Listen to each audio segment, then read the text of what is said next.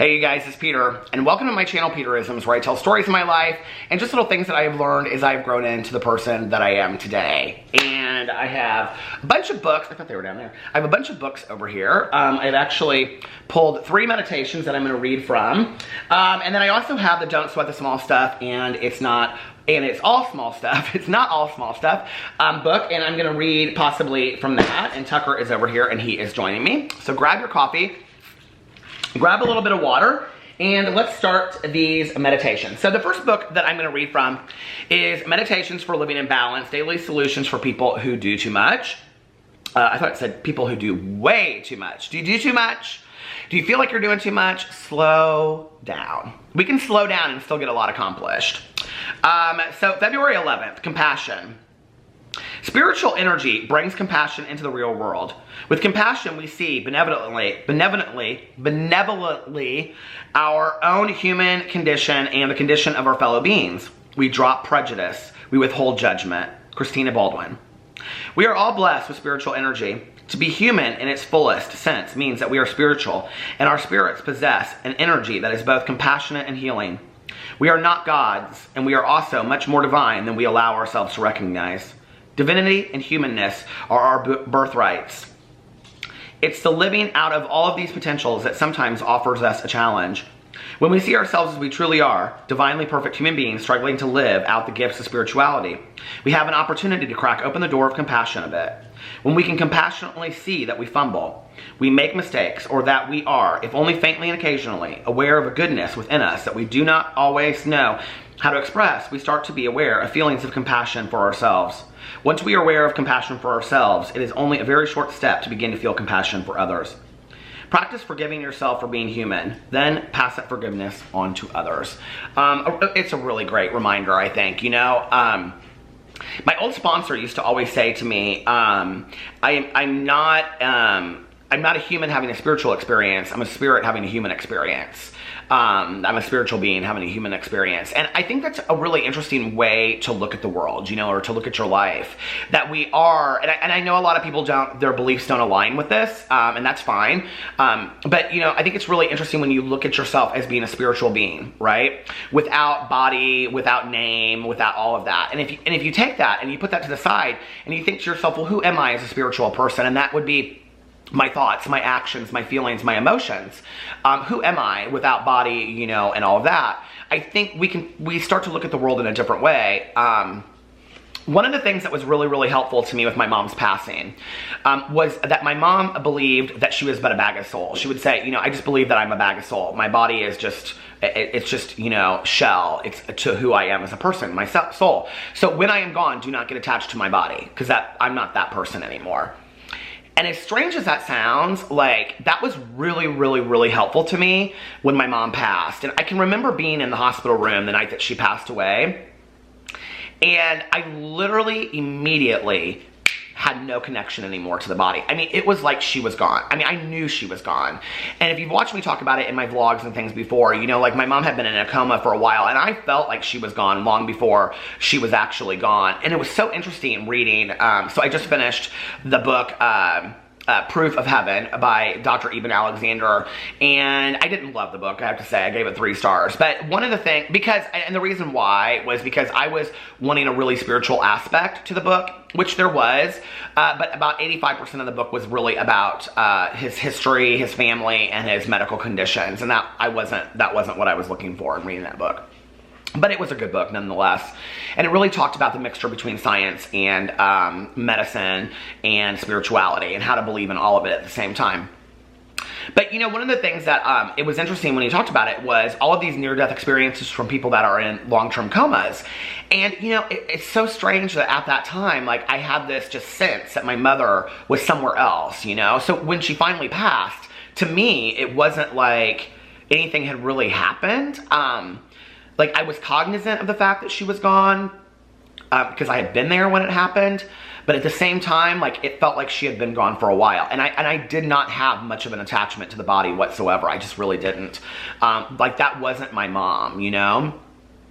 And so this whole idea of having a spiritual experience here on earth, I think is, for me, if I can get in that, like, that's a really great way to look at it. When I look at myself having a spiritual experience, okay, then I no longer can look at a human being that just screws up as myself. You know, I have to look at, I'm a spiritual person that is learning from my mistakes, because a spiritual person, a person of soul, is going to be somebody that's learning from their mistakes, correct?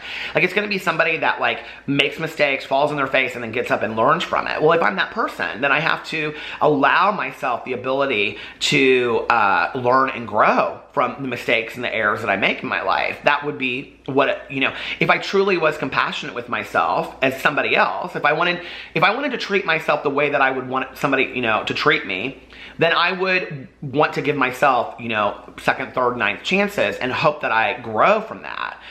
I think the growth is not needing second, third, and ninth chances. It's learning quicker about those mistakes.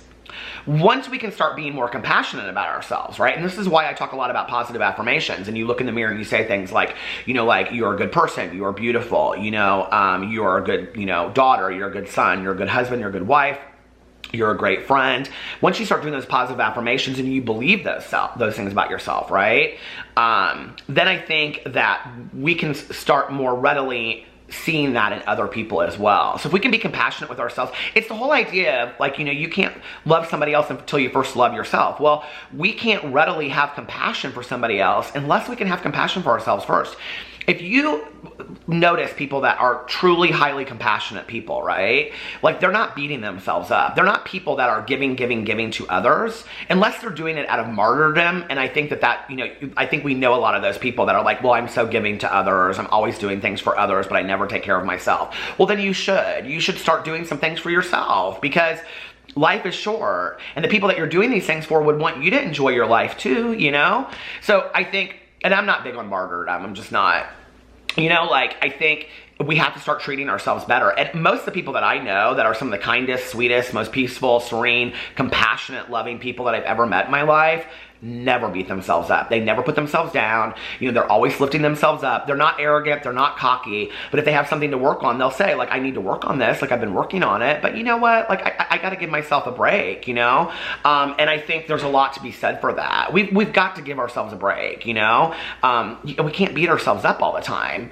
One of the things I've really tried to do in the last couple months is, and if you watch my vlog, you'll notice I've really made, you know, an attempt at doing this, is to not focus so much on my weight and put myself down for my weight and things like that, you know? I think that over time, when you're somebody that's put down a lot in life, or you were bullied or whatever, you know, like, I think you get to the point where you start making the joke first, because if you make the joke first, then somebody else can't make it first. And so then it seems like you're like, hey, you can't hurt me because I was there first. And I was doing that with my weight, and that's not okay.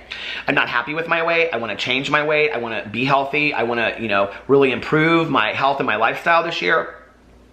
But that's on me, and that's the job that I have to do for myself. But it's not helping anything for me putting myself down. It's not doing anything for me other than me feeling worse about myself. And so I've really tried to change that, right? Because if I want to be loving towards other people, I have to first be loving to myself. So I think it's a great meditation. It's a great reminder, you know, that when you define yourself, if I said to you, are you a loving, kind, compassionate person? And you said yes. Well, are you first loving, kind, and compassionate to yourself? If you're not, then maybe that's something that, you know, you need to work on. Maybe that's something that we all need to work on. So that's a great meditation. Right, Tucker? Right, Boo Radley? They are always right here now. Always, always, always. We're doing a BarkBox review next. So I think they have a clue that we're going to do that. Okay, let's read Healing After Loss. Put this book over there, Boo Radley. February 11th, this is Daily Meditations for Working Through Grief by Martha Whitmore Hickman. I've been getting a lot of comments in my videos that people are liking the meditations from this book, so I really like this book as well. February 11th, The Problem with Death is Absence, Roger Rosenblatt.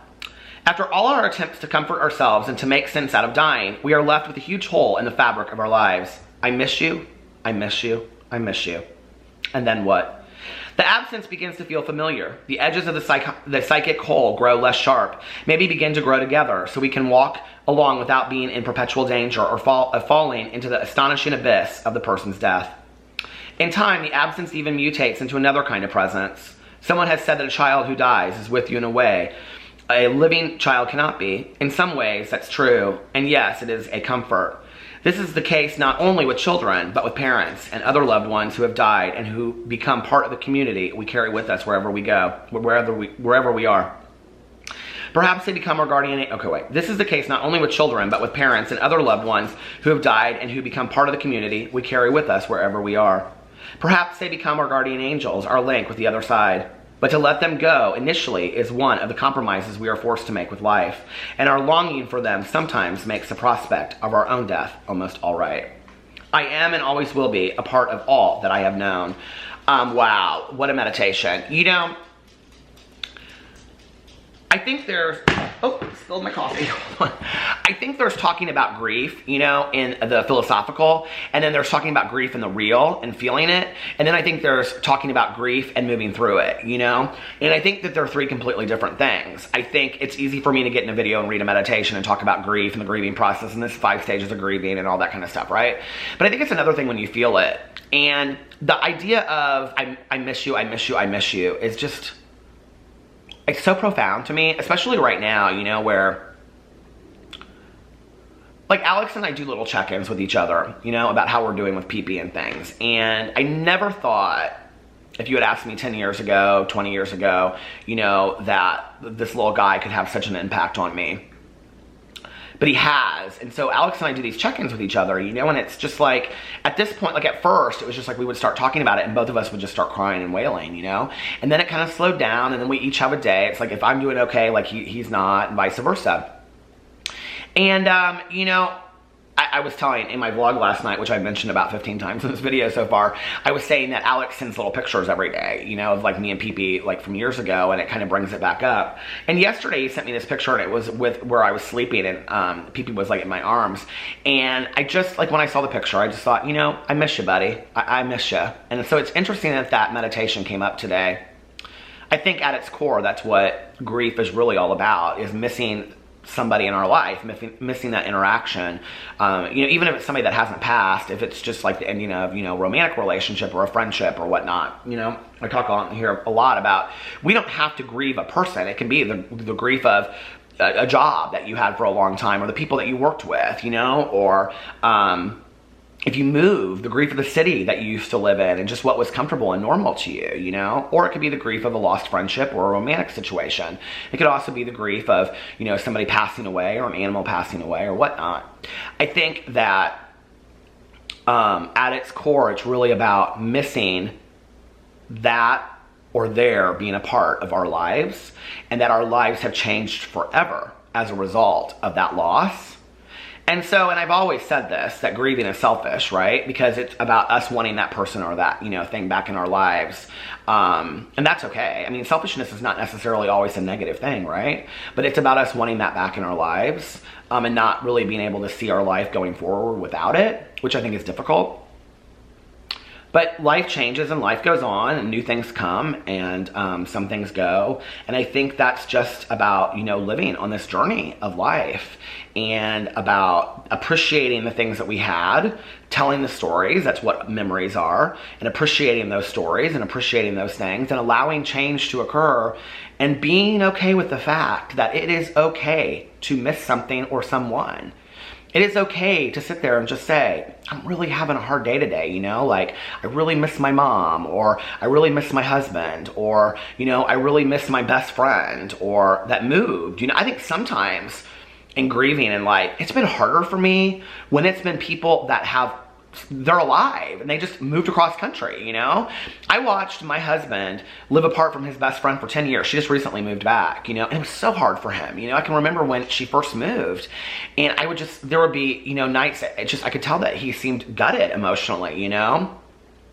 And I think that the takeaway from all of that is, it doesn't really matter what jobs we have in this world. It doesn't really matter, you know, where we go or where we live and all of that. I think the takeaway from all of that is that our interactions with people, our interactions with pets, our experiences and our memories are the ones that are but priceless. And for me, I've realized that it's my relationships with people that have defined my life the most. So let me know what you think about those meditations. I think I'm not going to read the other two. And I love you guys, and I will see you tomorrow. Bye.